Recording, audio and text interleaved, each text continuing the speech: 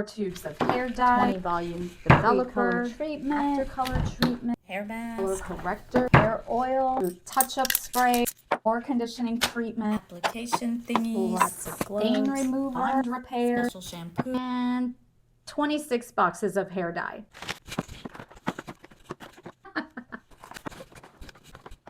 This, by my calculations, is roughly how many hair dye products I was using on my hair when I was at the height of dyeing my gray hair. What the heck? After dyeing my gray hair for decades, I decided that I was going to quit dyeing my hair for good. Finally. There were a lot of reasons for this that I'll get to in a second, and obviously there were benefits. I stopped having to worry about my roots showing. I stopped planning my life around my roots showing. And I learned to love my hair color. But there were also some life changes that happened that I was completely unprepared for. And once these hidden benefits kicked in, I knew that I was probably done with dyeing my hair. But first, before we can start talking about the benefits of giving up hair dye, there's a far more important question to start with. And that is, what are the benefits of dyeing your hair? It's like taking 10 years off. For me, the benefits were plain old vanity. Like most, I started dyeing my hair when I saw my first grays. For me, that was in my early 20s. And as someone who struggled with body image issues as a young woman, covering my grays was one way that I could maintain a positive image of myself. Then I discovered what I thought was a superpower. Nobody would ever have to know that I had gray hair. Does she or doesn't she? Only her hairdresser knows for sure.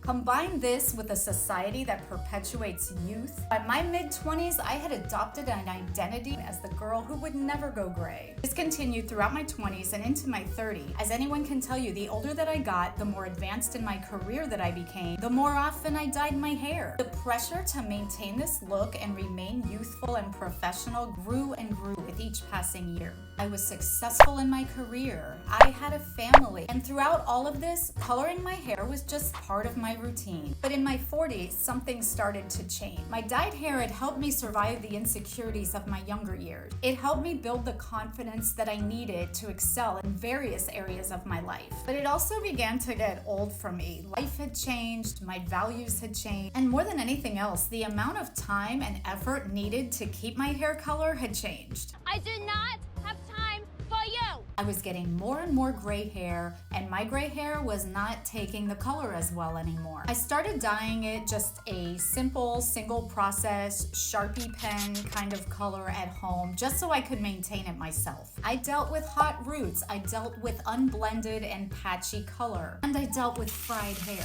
I felt old and ugly, and a lot of my old body image issues began to resurface. And then a few catalysts happened all around the same time that made me realize that I was really tired of this hair color thing, and they made me stop dyeing my hair for good. I started realizing how bad dyeing my hair would make me feel. When you're constantly chasing your roots that are coming in at lightning speed, you're pretty much constantly in a state of either being in need of a root touch-up or you're in a state of having freshly colored hair. And you never really get to relax and just feel good about yourself for any length of time. But when you stop dyeing your hair, you realize how terrible you felt in this cycle. The second thing that happened is that a lot of new research on hair dyes began to come out. This research showed us that regular use of hair dyes can be far worse for us than we previously thought. When I was younger, the conventional wisdom was that hair dyes were good for our hair. They made it healthier. And that as long as it was on the shelf, it was completely harmless to your health. Advertisers had us convinced that hair dye made our hair stronger and healthier, and that it would look like crap if we didn't use their product. And manufacturers began to eliminate some of the known cancer-causing compounds in commercially produced permanent hair dyes. But now we have better data and better studies, and sadly,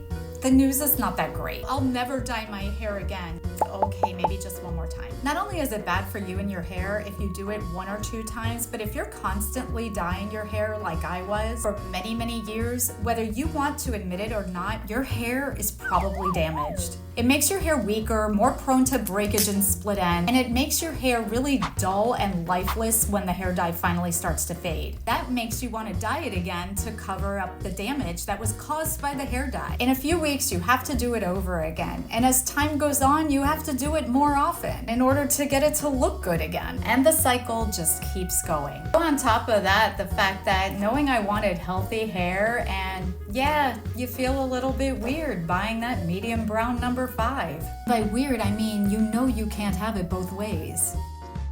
People look at you like you're not really fooling anybody with that fake hair color. There's less damage to your hair when you stop coloring it. So you have that healthy, shiny, vibrant hair in all lighting that requires less effort to achieve. Suddenly, dyeing your hair can work against your goal of having healthy hair. But it's worse than that. Consistent use of permanent dark hair dye may be impacting your health in ways that you don't even realize. Hair dye can give multiple hits. The ingredients in hair dyes can cause scalp irritation, also called contact dermatitis. And despite changes in formulation, studies are still linking it to the development of breast cancer. And it's also been shown to be linked to respiratory illnesses. It's been shown to have a role in triggering autoimmune disease, disrupting endocrine organs, and lead to neurotoxicity. The more often the exposure, the greater the risk. If you're covering your roots every couple of weeks, that's a lot of exposure. In 2018, the FDA enacted a ban on the use of lead acetate in hair dyes. Lead acetate is a known neurotoxin. Enforcement of the ban was delayed due to objections from hair dye manufacturers. On October 7, 2021, the FDA announced a final rule that eliminated the use of lead acetate in hair dyes. Lead was just removed from hair dye in 2022. Yikes.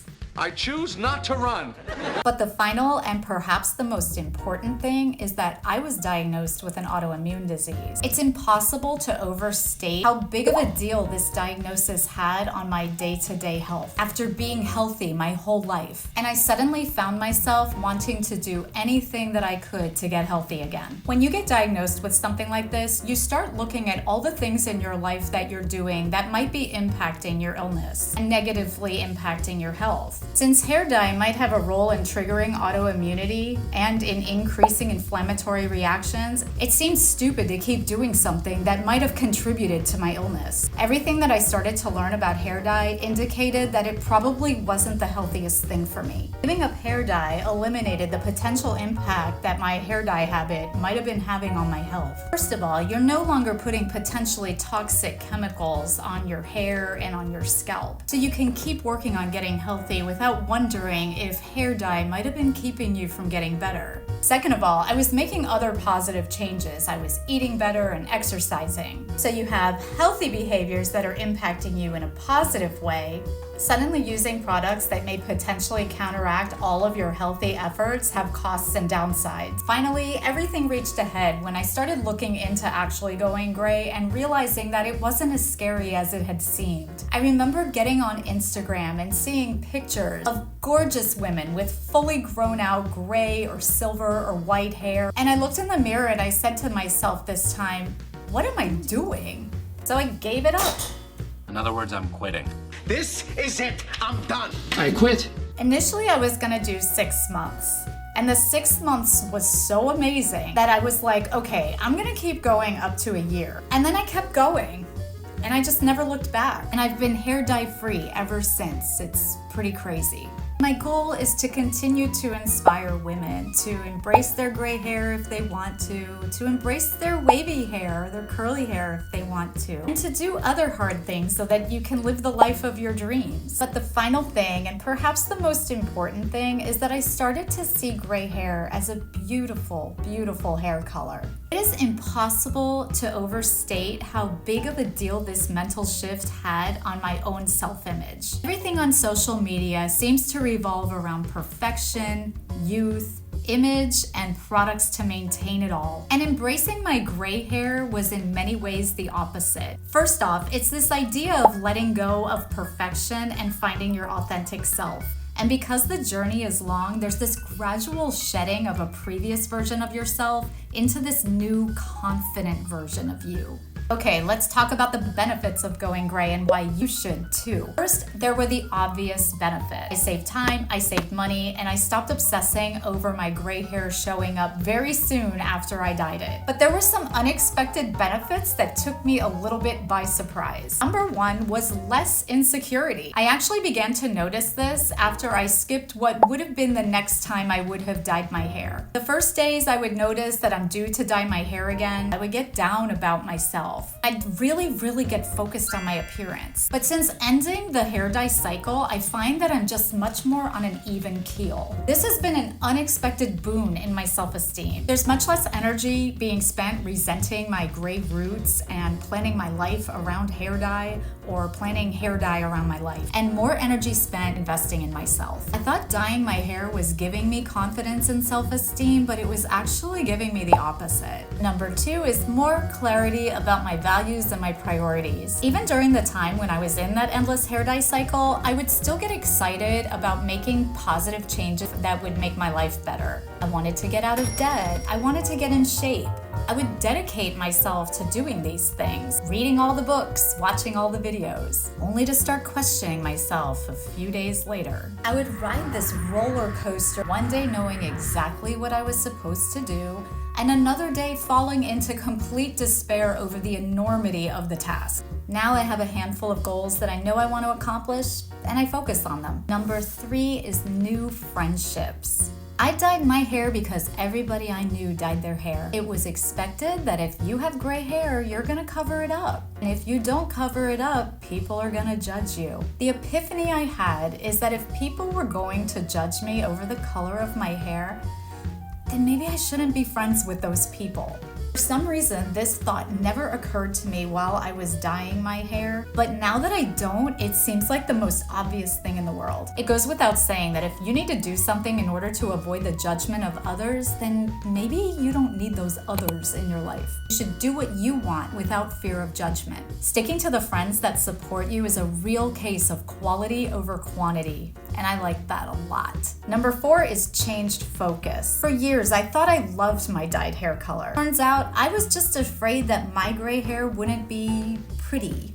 I thought it was worth it to sacrifice the health of my hair at any cost to not be gray. Turns out that damaged dyed hair is just not as pretty to me anymore as is healthy gray hair. I thought I enjoyed the process of going to the salon and having my hair dyed, or dyeing my own hair. Turns out, I would rather spend the time and the money elsewhere. Overall, from the outside, it might appear that I'm against people dyeing their hair. This was never about other people for me. Number five is more compliments. I get more compliments on my gray hair than I ever did when I was dyeing it. The interesting thing is that while I appreciate them, I don't feel the need for validation from other people. I've discovered my own validation.